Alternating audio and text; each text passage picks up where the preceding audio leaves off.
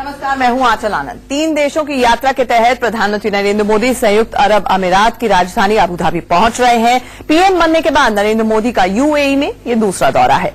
Saudi अरब में मोदी की कौन सी बड़ी डील होने वाली है, ये दौरा क्यों अहम है, इस दौरे से हिंदुस्तान को आखिर क्या कुछ मिलने वाला है, इन सारे अहम सवालों के पूरे जवाब आपको देंगे। लेकिन उससे पहले आपको 2 तस्वीरें दिखाते हैं।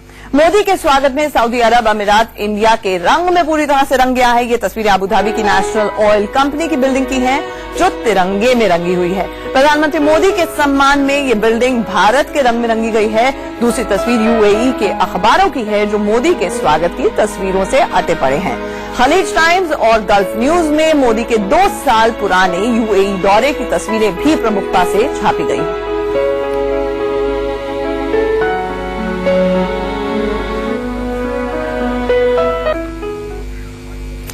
पीएम मोदी के सऊदी अरब दौरे से एक बड़ा गिफ्ट किसानों को भी मिलने वाला है। भारतीय किसानों को उनकी फसल का सही दाम मिले, इसके लिए यूएई और भारतीय बिजनेसमैन के बीच में एक एग्रीमेंट साइन हुआ है। इस एग्रीमेंट में क्या कुछ है, कैसे किसानों को इससे फायदा मिलेगा, इंडिया न्यूज के डिप्टी एडिटर सुशांत सिन्हा ने अबू धाबी में इन बिजनेसमैन से बात की। तो हमने आज एग्रीमेंट साइन किया है with crop data technology. The purpose of the agreement is to provide technology to actually provide a technology, a blockchain-based technology platform for the agricultural sector in India. Okay. उस technology में क्या होगा sir? मतलब उससे क्या फायदा भारत में जो किसान है उनको मिल पाएगा या कृषि क्षेत्र को फायदा हो पाएगा? कृषि क्षेत्र में मेन जो फायदा होगा कि आप फार्मर और बायर को एक साथ जोड़ पाएंगे डायरेक्टली, मिडिल मैन के दूर। वो कैसे? ये जो टेक्नोलॉजी है ये एक्सेस पॉइंट प्रोवाइड करती है। बेसिकली बायर इसलिए नहीं खरीद पाता है बिकॉज वो सेलर को ढूंढ नहीं पाता है, एक छोटे फार्मर को ढूंढ नहीं पाता है। वो रोल हम प्ले कर रहे हैं। हम उसको ढूंढ के, उसको वैलिडेट करके, उसको वेरीफाई करके, उसको एक्सेस करके दे रहे हैं। तो ये मोटे तौर पर आप इसको ऐसे समझिए, अगर मैं साधारण भाषा में समझाऊं, कि जैसे अगर आपको कोई सामान खरीदना है और अभी आप ये करते हैं कि फ्लिपकार्ट या अमेजन पे चले जाते हैं और सारी दुकानें वहां आपको मिल जाती हैं, प्रोडक्ट्स मिल जाते हैं और आप खरीद लेते हैं, बिचौलिया बीच से गायब हो जाता है। वैसे ही किसान के लिए शायद हो जाएगा कि एक जगह पर वो शायद सारे बायर और सेलर। फ्लिपकार्ट और अमेजोन के बीच में जो प्राइमरी अंतर है और हम लोगों के बीच में जो अंतर है, आम भाषा में समझा रहा था। आम भाषा में बिल्कुल आप सही बोल रहे हैं। और इसमें एक अंतर है कि हम last mile verification infrastructure provide करते हैं। अच्छा। और एक सपोर्ट इकोसिस्टम प्रोवाइड कर रहे हैं जो फार्मर को ये फैसिलिटी यूज करने पे प्रोवाइड करता है, और उसको वाइल ये दौरान उसको जो सपोर्ट मैकेनिज्म चाहिए, उसकी यील्ड बढ़ाना, उसका क्रॉप को प्रोटेक्ट करना, फिर उसको जो फाइनेंस की नीड है उसकी एक माध्यम बनना। So we are becoming a kind of a gateway in which various modules would sit once you provide access, the last mile access to the farmer through a verification process. So that is essentially what we are doing. So seller और buyer को मिलाने का एक verified process है। और बिल्कुल देश का जो आखिरी किसान है वो भी इसका फायदा उठा पाएगा। आखिरी किसान के लिए ही है। बिल्कुल सर, एक और बात की, इसमें कितना वक्त लगेगा, कितना इन्वेस्टमेंट होगा और कब तक फायदा पहुंच पाएगा? एक्चुअली हमारी सभी तैयारी हो चुकी है और ये एग्रीमेंट के बाद हम लोग काम 6 मंथ्स के अंदर में एक्चुअली लॉन्च हो जाएगा। 6 महीने के अंदर? या और प्रिपरेशन जुड़ेंगे, वो कैसे जुड़ेंगे? वो पहले से प्रिपरेशन हो चुका है। उनको एजुकेट किया जा रहा है, उनको अवेयरनेस कर दिया गया है, और पंजाब हरियाणा में हम लोग पहले लॉन्च कर रहे हैं, जिसके लिए सभी तैयारी हो चुकी है। इसमें कितना खर्च आएगा सर? खर्च ज्यादा नहीं है टेक्नोलॉजी डेवलप करने में। मैन पावर ड्रिवन है, लेकिन ये सेल्फ फाइनेंसिंग होगा। Self financing? हाँ, लेकिन फार्मर्स को इसमें बहुत बेनिफिट होने वाला है। अच्छा। अभी उनको प्राइस मिलता नहीं, जो डिस्परेट सेलिंग करते हैं, इसमें डिस्परेट सेलिंग नहीं करेंगे। इनको एक उचित प्राइस मिलेगा और जब बाद में ट्रेडिंग होगा उससे जो फायदा होगा वो भी पास ऑन किया जाएगा। ठीक है। मोदी की फॉरेन डिप्लोमेसी की वजह से यूएई के साथ भारत के रिश्ते काफी मजबूत हुए हैं। इस यात्रा में भारत और यूएई के बीच में क्या कुछ समझौते हो सकते हैं, जानने के लिए इंडिया न्यूज के एडिटर सुशांत सिन्हा ने यूएई में भारत के राजदूत नवदीप सिंह सूरी से बात की।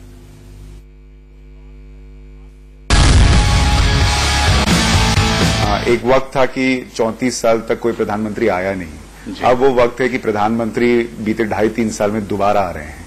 इसकी वजह क्या है, मायने क्या है और अहमियत क्या है इस दौरे की? देखिए, एक तो प्रधानमंत्री जी दूसरी बार आ रहे हैं, लेकिन इन 2.5 साल में यहाँ के नरेश शेख मोहम्मद बिन जायद जी भी 2 बार भारत जा चुके हैं। 2016 फरवरी में गए और फिर जनवरी 2017 में वो गणतंत्र दिवस पर हमारे चीफ गेस्ट थे। तो इसमें कोई शक नहीं कि इस समय में हमने देखा है कि जो रिलेशंस हमारे देशों के बीच में हैं बहुत तेजी से बढ़ रहे हैं। अगर आप ट्रेड देखिए तो पिछले साल हमारी $52 बिलियन की ट्रेड थी।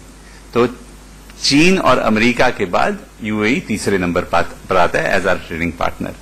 अगर हम मेक इन इंडिया वगैरह की कदर करते हैं कि ये बहुत इंपॉर्टेंट प्रोग्राम्स हैं और हमें एक्सपोर्ट ज्यादा करनी चाहिए, तो $32 बिलियन पिछले साल हमारे यहां से यूएई को एक्सपोर्ट थी, which means second only after America.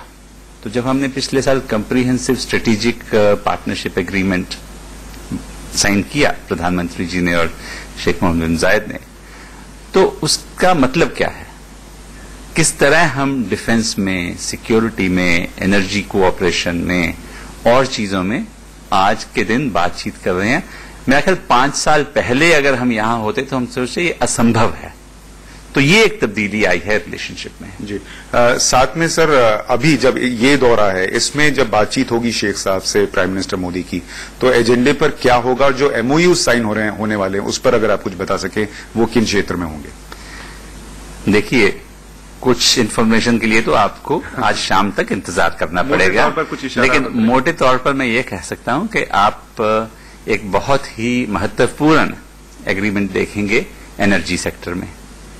दूसरा एक बहुत ही अहम एग्रीमेंट है मैन पावर पर, क्योंकि हमारे 70% लोग जो यहां हैं वो वर्किंग क्लास हैं, तो उनका वेलफेयर बहुत ही हमारे लिए इंपॉर्टेंट है।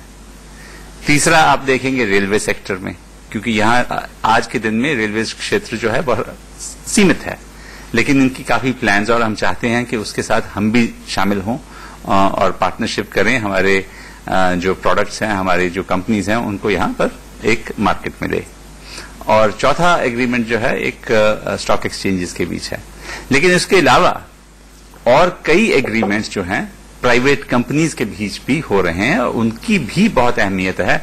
एक और चीज जिस पर मैं थोड़ी जानकारी चाह रहा था सर, क्योंकि आज भी जब हम आपसे बात कर रहे हैं, जम्मू कश्मीर में एक आतंकी हमला हुआ है, क्या टेरर फंडिंग को रोकने को लेकर पाकिस्तान को खासतौर पर, क्या उस पर भी कोई चर्चा हो सकती है दोनों के बीच? देखिए, दोनों देशों के बीच पूरी सहमति है कि आज की दुनिया में कोई स्थान नहीं है टेररिज्म के लिए, वायलेंट एक्सट्रीमिज्म के लिए, रेडिकल आइडियोलॉजीज के लिए।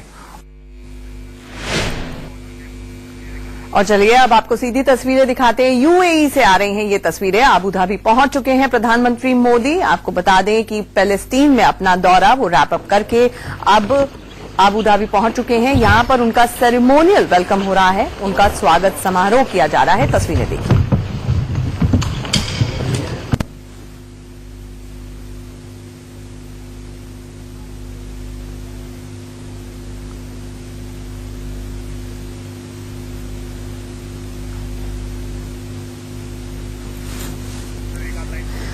ये तस्वीरें आप देख रहे हैं प्रधानमंत्री मोदी के स्वागत समारोह की, जहां पर ये माना यही जा रहा है कि ये एयरपोर्ट पर ही उनका सेरेमोनियल वेलकम होना था। आप तस्वीरों में प्रधानमंत्री मोदी को देख रहे हैं और सऊदी प्रिंस अल नाह्यान यहां पर मौजूद हैं। आपको याद होगा अल नाह्यान से उनके रिश्ते काफी पुराने हैं। ये दूसरा दौरा है प्रधानमंत्री मोदी का और सऊदी प्रिंस भी भारत में गणतंत्र दिवस समारोह में हिस्सा ले चुके हैं।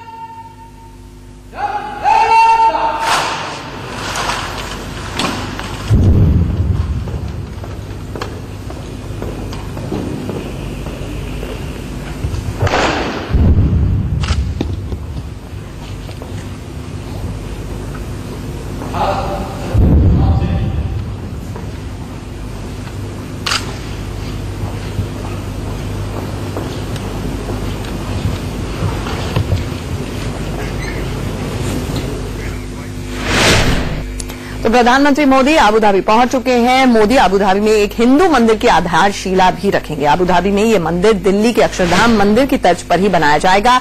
इसके लिए अबू धाबी सरकार ने 2015 में जमीन देने का वादा किया था। स्वामी नारायण संप्रदाय से जुड़े लोग यहां पर पहुंच चुके हैं। ये तस्वीरें उसी जगह की हैं जहां पर भव्य हिंदू मंदिर बनकर तैयार होगा।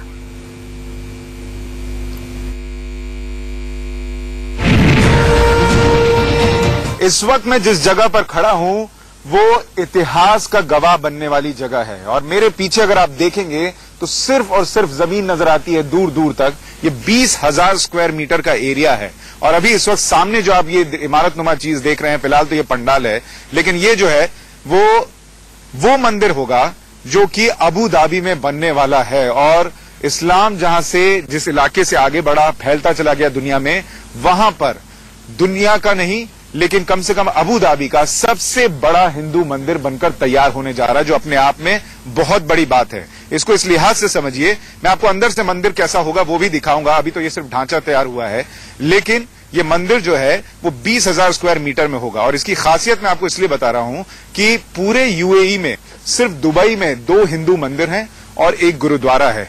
और अगर आप अंदर आएंगे तो आप देखेंगे कि कितना भव्य ये मंदिर होने वाला है। अगर आप पूरा इलाका देखें, ये पूरा मंदिर का हिस्सा होगा। और इस मंदिर में अगर आप सामने देखेंगे तो वो आपको तस्वीर दिख रही है इस मंदिर की, ये स्वामी नारायण का मंदिर होगा। और अगर आप इसको कंपेयर करना चाहें तो आपने जो दिल्ली में अक्षरधाम का मंदिर देखा था उससे कंपेयर कर सकते हैं। और अगर मैं आपको पास ले जाकर दिखाऊंगा तो इसमें आपको समझ में आएगा कि किस तरीके से ये मंदिर तैयार होगा। अब इस मंदिर को अगर आप करीब से समझिएगा तो देखिए, ये आपको अगर देखने में एक झलक देखिएगा तो आपको ऐसा लगेगा जैसे आप दिल्ली में जो बिरला टेम्पल है उसकी ऊपर का हिस्सा आपको लगेगा जैसे बिरला टेम्पल को देख रहे हैं। और अगर आप नीचे का हिस्सा देखेंगे जो दिल्ली में अक्षरधाम मंदिर है, वहां स्वामीनारायण की जिस तरीके से स्थापना की गई है उसी तरीके की मूर्ति नजर आती है।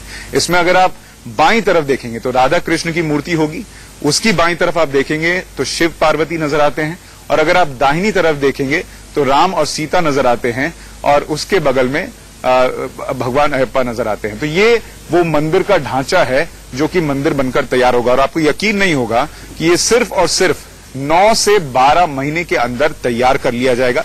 इतना ही नहीं, इस भव्य मंदिर को जब बनकर तैयार हो जाएगा तो इसके सामने एक झील भी होगी, ये कहा जा रहा है।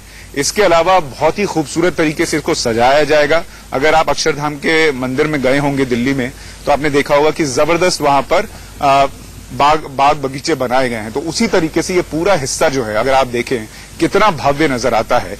और ये सब तब हुआ है जब प्रधानमंत्री नरेंद्र मोदी पिछली दफा यहां यूएई आए थे दौरे पर, और उस वक्त जमीन देने की बात की गई थी। अब जाकर ये जमीन मिल गई है, और जमीन मिलने का मतलब ये है कि अब यहां पर अबू धाबी में सबसे बड़ा हिंदू टेम्पल बनकर तैयार होने जा रहा है। और इसकी एक और खास बात मैं आपको इस लिहाज से समझाना चाहता हूं कि पूरे अगर आप यूएई में देखेंगे, खासकर अबू धाबी और दुबई में करीब करीब 2 करोड़ 80 लाख लोग यहां पर रहते हैं, जिसमें से बहुत सारे ऐसे लोग हैं जो हिंदू मान्यता को मानते हैं, हिंदू धर्म को मानते हैं। तो उनके लिए एक बहुत बड़ी चीज है। जो 2 मंदिर में जिनका जिक्र कर रहा था जो दुबई में बने हुए हैं, उनके वो बने तो जरूर हैं, लेकिन वो इस तरीके से बने हुए हैं और इतनी कम जगह में हैं कि आप अगर जाएंगे वहां पर तो उनको ढूंढते रह जाएंगे कि मंदिर है कहां, आपको पता नहीं चलेगा। लेकिन अगर इस मंदिर को आप देखेंगे तो आप देखिए कि कितना बड़ा हिस्सा है, कितना बड़ा एरिया है। जैसा मैं आपको बता रहा था, 20,000 स्क्वायर मीटर, मतलब अपने आप में आप देखेंगे और सोचेंगे तो आपको लगेगा कि कितना विशालकाय ये मंदिर होने जा रहा है। और उसकी एक झलक हमने आपको अभी दिखाई है। ये बिल्कुल अगर आप अबू धाबी से निकलेंगे तो करीब आधे घंटे की दूरी पर पड़ता है, अगर आप दुबई से आएंगे तो करीब 1 घंटे की दूरी पर पड़ता है, यानी दोनों से पास है। और जो दोनों इलाकों में रहने वाले लोग हैं उनके लिए आस्था का केंद्र बनेगा। मोदी सरकार के लिए एक बड़ी कामयाबी होगी।